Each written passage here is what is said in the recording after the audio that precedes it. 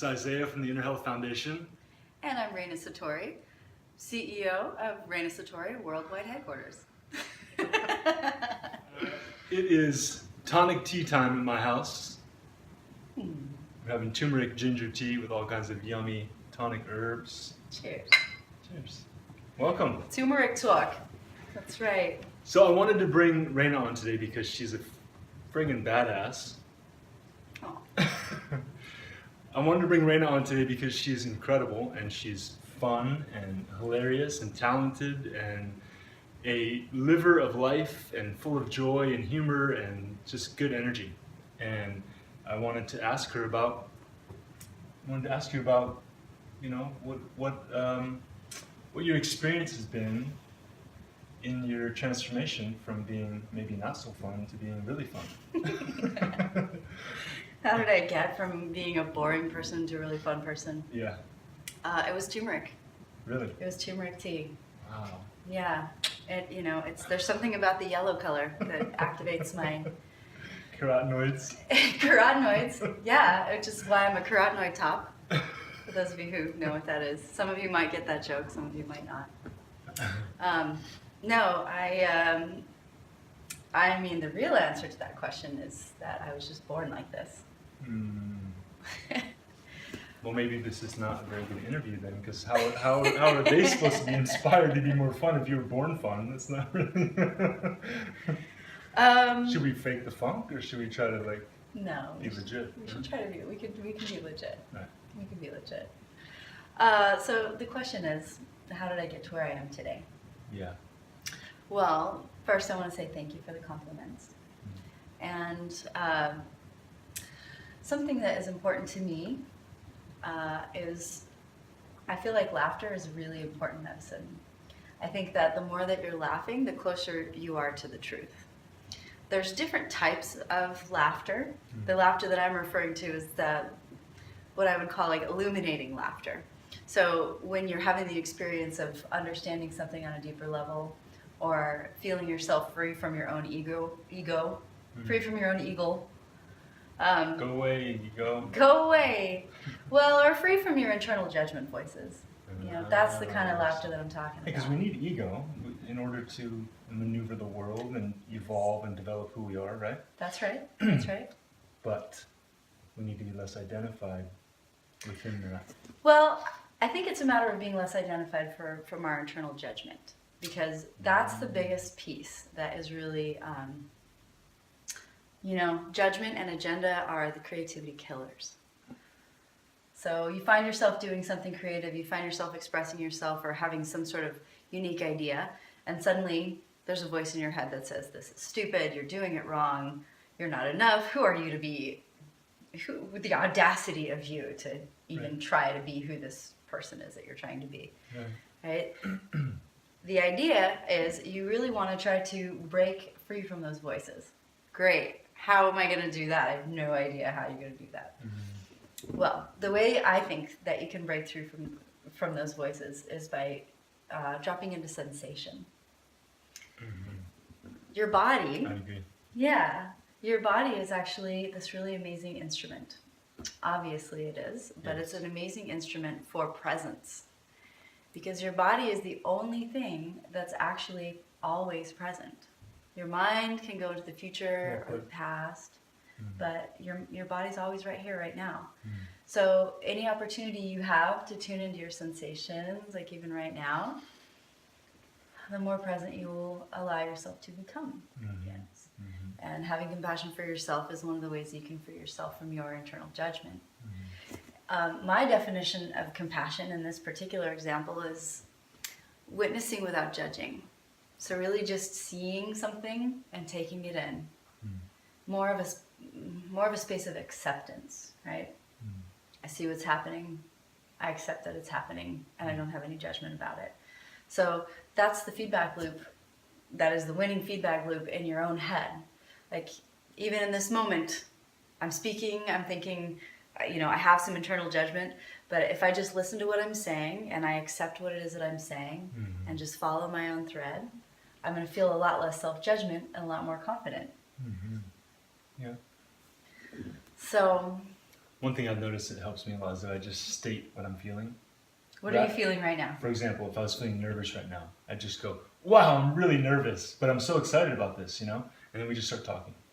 But if I don't identify it, I don't let it out, then it keeps blocking me. And there's like this, you know what I mean? There you go. So you just, by saying, wow, I'm feeling really nervous, you just dropped into your physical experience of presence. Mm-hmm. You stated the present moment, and then it just goes from there. Right. Yeah. So in your experience of moving away from self-judgment and into more freedom and full expression of yourself, what's one thing you can share about what's allowed you to do that? What's really a key for you? That's a good question. I would have to answer the question in the form of a story. And I would say that there was a long period of time as a teenager and as a younger person where people made a lot of fun of me. Mm-hmm. I really caught a lot of flack from my peers. Mm-hmm. I grew up in New Mexico. There's not a lot of redheads in New Mexico. Mm-hmm. So, I've heard every single joke. You can contact me privately if you want comebacks to all of them. I have a list of them. Yeah. But I would say that there comes a certain point where you recognize that it doesn't really matter what somebody else thinks of you. Mm. It actually really doesn't. No. Because, I think once you become an adult, you realize that the people who will resonate with you and who are on the same page as you will be attracted to you, and the people who don't won't, and that's a good thing. Mm-hmm. I've learned over the process of many years that there are sometimes there would be a person who I really wanted to get to know, or who I thought, I should be friends with this person. How come? But they would never be open to me. They would never respond to me. Yeah. And there was one really specific situation where I recognized that basically this person, he wasn't a very good person.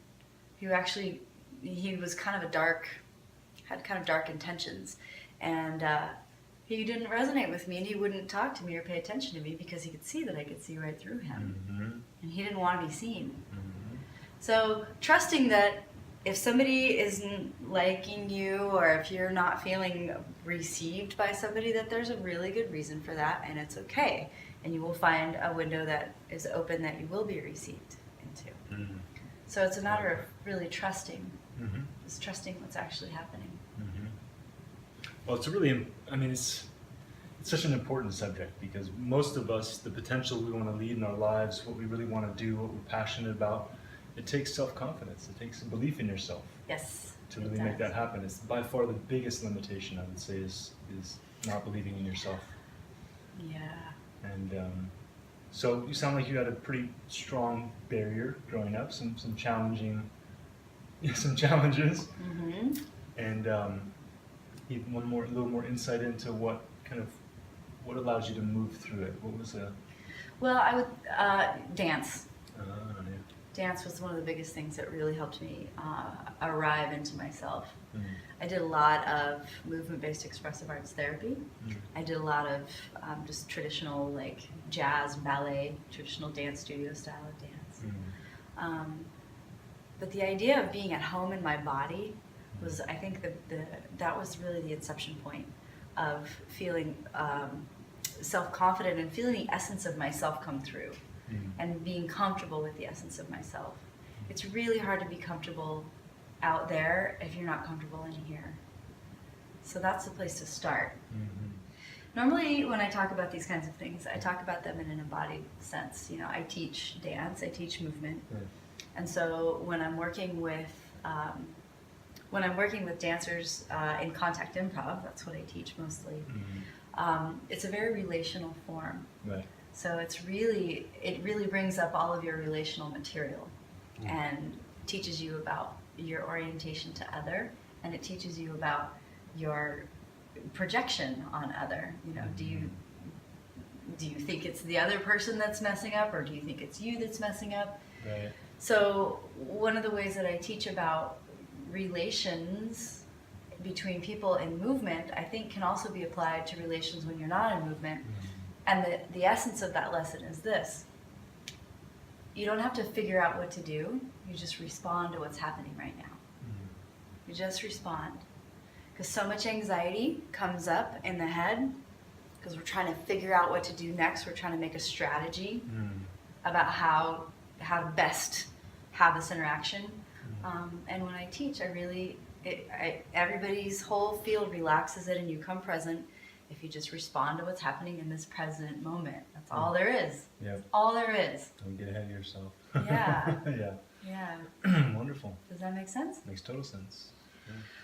So, Isaiah, Yes. thank you for calling me a badass. Yeah. And I'm curious why you think that. I think you're badass because what I've seen from you just go for it. Like, you don't hold back. You sing, you dance, you just kind of like put yourself out there, and really, you have good boundaries, and you know how to not overstep and not be like, you're like a ninja in a way. That's what I feel like. Like, you're really conscientious of energy, but you're also just like, put yourself out there, Thank you. Which is, yeah. Thank you. I consider that a badass. Awesome. Yeah. I do that. I do. One of the things that helps me put myself out there, and that might help you put yourself out there, is I truly believe I have something to offer.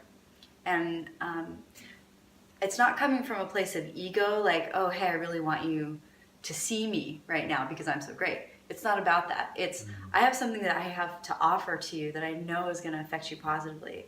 And me holding back that effect on you is actually cheating you of an experience.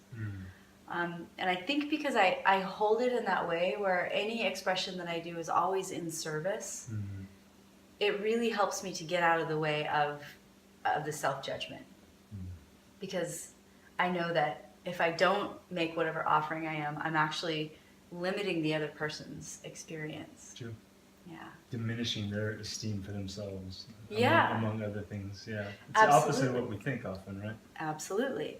Yeah. And the other thing about that is when you express yourself and you let yourself be free and open from your heart, it's very important. Yeah.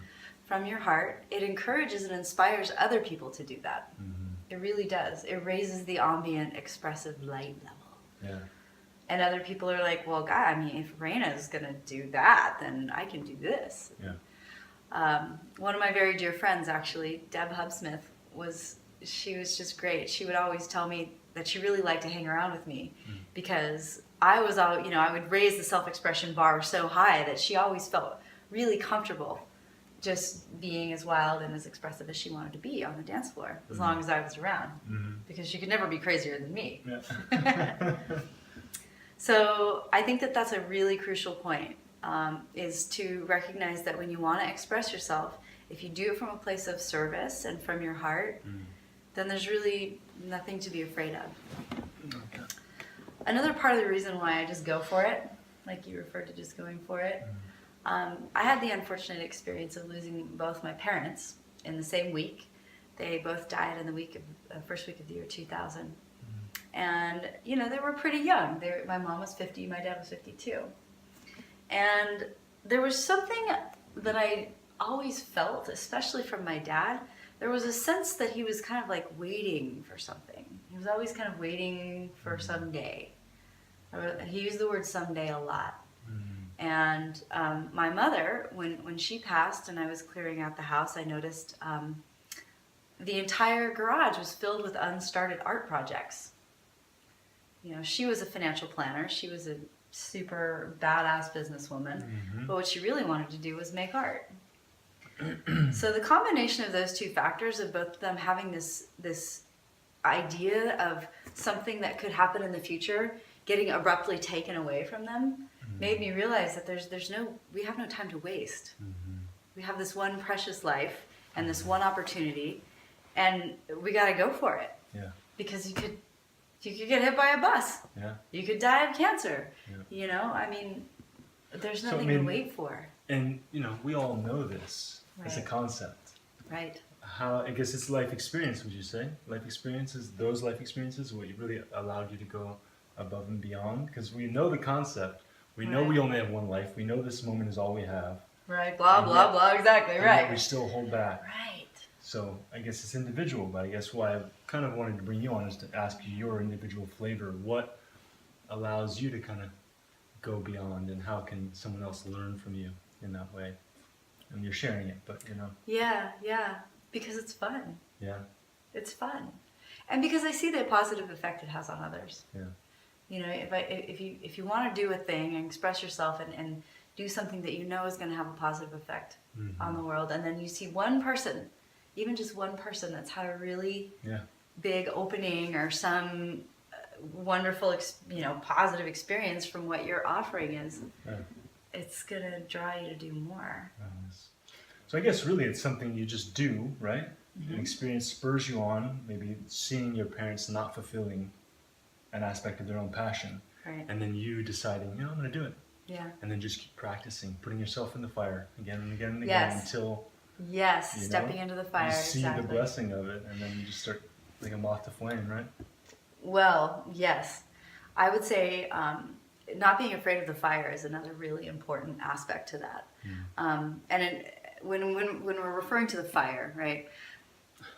What we mean, we don't mean actual fire. Don't jump in the fire. Don't jump into the fireplace. Step back. No, what that means is, here's a hypothetical situation. You want to express how you feel to a person. So really general, and you're afraid of how it's going to be taken, right? So you feel the fear. You know that you don't know what the outcome's going to be, but you know that you can respond. Yeah. You can respond in the moment. That's all you can do. So stepping through the fear and standing in the place of the unknown is what we mean by stepping into the fire. So standing in the place of the unknown, and then developing the discipline that it takes to be able to stand in the unknown long enough to let the transformation happen. That's the real skill here. There's an alchemy to facing the things that you fear. And it's kind of like this mystery spot, right? You jump into it, and the unknown happens, and then something transforms inside of you. You can't really necessarily explain it in scientific terms, but it does happen. One of the things that I've learned, a skill that I've learned, is basically, I am not afraid of the fires of transformation. Okay, what the heck does that mean? What that means is I'm not afraid of my own fear anymore. And I think that it's because I've faced it enough times that I recognize that if I can stand in my fear long enough for the thing that I want to happen, it transforms. Yeah. What I've noticed is that I get up to the edge of it and it seems like insurmountable. Like, oh my God, this is thick. It's impermeable. Impermeable. And yet, if I'm willing to kind of find my way into the center of it, then it just dissolves. And what I thought was a solid mass of something, is really, it's imaginary. And the more experience I have of going up to it, moving into it, and watching it disappear around me, it really helps me understand how it's really a mental process. Yeah. So I think facing fear allows us to build trust, and the more we can build that trust. Right. Trust in our capacity to respond. Yeah. Because I think that's a really big piece also. That's a really big key. Is it trusting your capacity to respond? It's kind of like when you're learning to ski and you don't really want to get going fast until you know how to stop. Right? Right.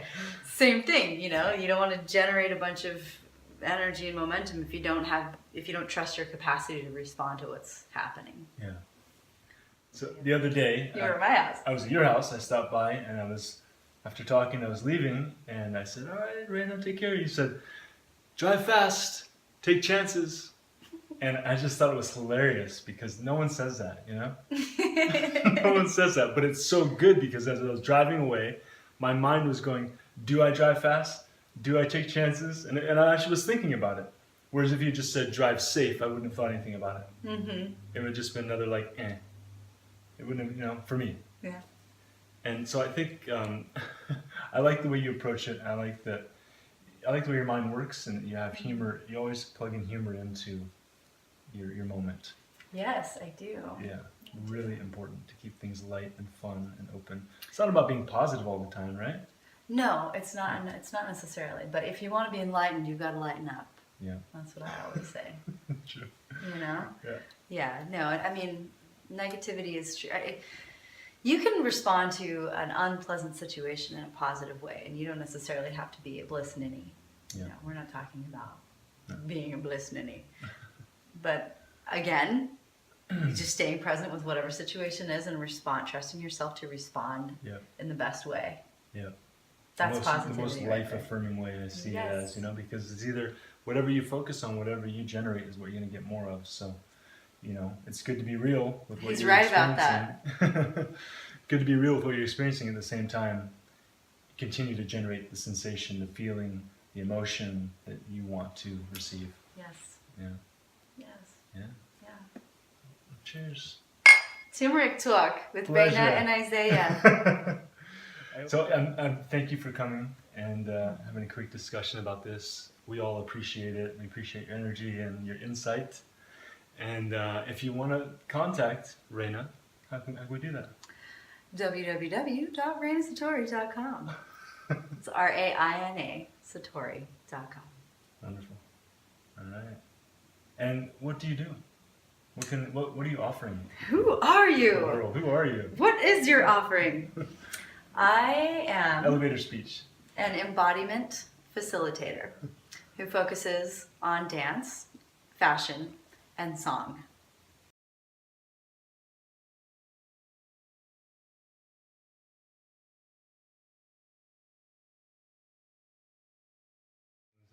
Well, you've got to laugh at yourself or someone else will. You're serious. Can you feel the seriousness in the room? Yeah. You feel it? We're being serious here, people. We're super serious. Yeah. So serious. Really serious about not being limiting in myself. That's right.